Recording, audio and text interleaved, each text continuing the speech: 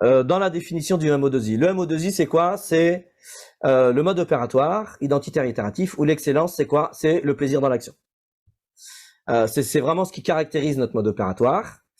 Le mode opératoire, c'est aussi une question de valeur au service du monde. Parce que, je vous ai dit tout à l'heure, que le mode opératoire a vocation à transformer une réalité qui n'est pas satisfaisante en une réalité qui est plus satisfaisante. Et dans la réalité qui est plus satisfaisante, ce nous on appelle l'objectif déclencheur dans l'excellence, l'objectif déclencheur correspond aux valeurs, aux idéaux vers lesquels tend la personne qui a cette excellence en particulier. Donc là apparaît la question des valeurs au service du monde. Donc là, finalement, on a deux leviers. On a l'intérêt. Si je trouve un intérêt, lorsqu'on trouve un intérêt à quelque chose, c'est parce que derrière, en réalité, se cache la question des valeurs. Les valeurs, c'est une forme de, si vous voulez, d'énergie motrice très inconsciente, très implicite, et qui permet vraiment de nous mettre en route et de tendre vers, je dirais, l'accomplissement de ces idéaux. Et puis, au service du monde, ça renvoie quand même à une forme d'altruisme. C'est pour ça que j'avais rajouté dans la citation, pour soi et pour les autres. Le mode opératoire, c'est aussi la question de la reconnaissance de soi et des autres.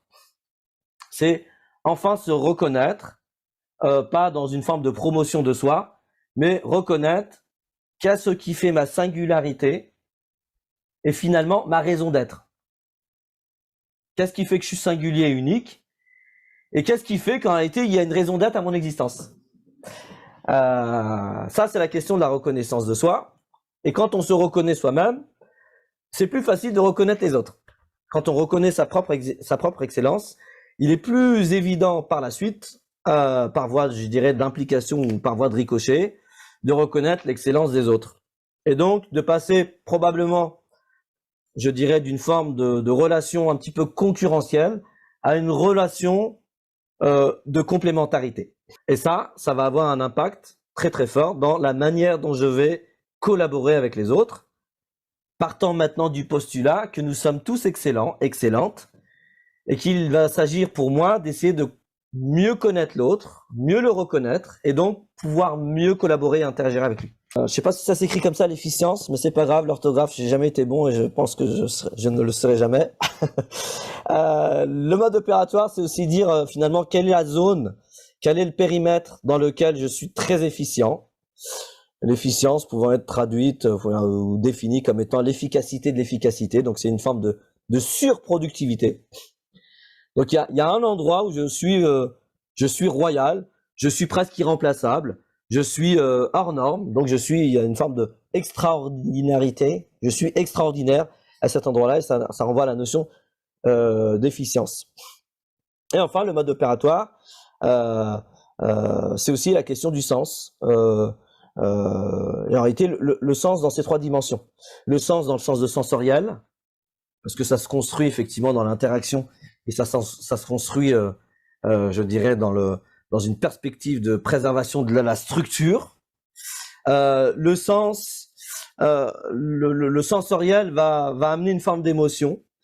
Et puis après, lorsqu'on monte encore d'un étage, on a le sens dans le sens de l'orientation ou de la vocation ou de la direction que je souhaite donner à ma vie, notamment ma vie professionnelle. Donc on voit que le mode opératoire, donc tous ces éléments-là que je viens de vous citer, ils sont liés, alors ils sont pas exhaustifs, je vais me faire tirer les oreilles par Moulay et François, ils sont pas du tout exhaustifs, c'est quelques éléments, mais c'était juste pour mettre en relief ou les mettre en miroir avec un certain nombre de leviers que j'ai cités juste avant dans la question de l'épanouissement professionnel.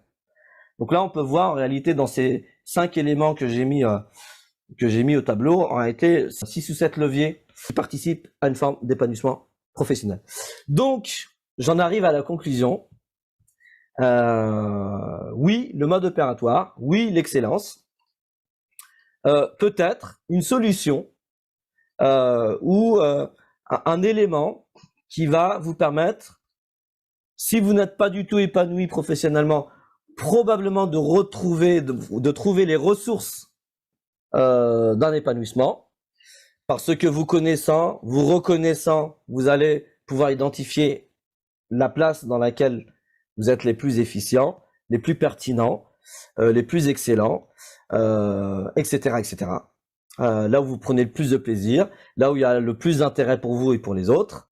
Et si il y a déjà une forme d'épanouissement, professionnellement parlant, même sans avoir connaissance de son mode opératoire, eh ben, je pense que ça permet de le déployer encore plus, c'est-à-dire d'être encore plus épanoui. Parce que la différence, c'est que prenant conscience de son excellence, je serai dans une forme d'épanouissement, je dirais plus, parce que en toute conscience.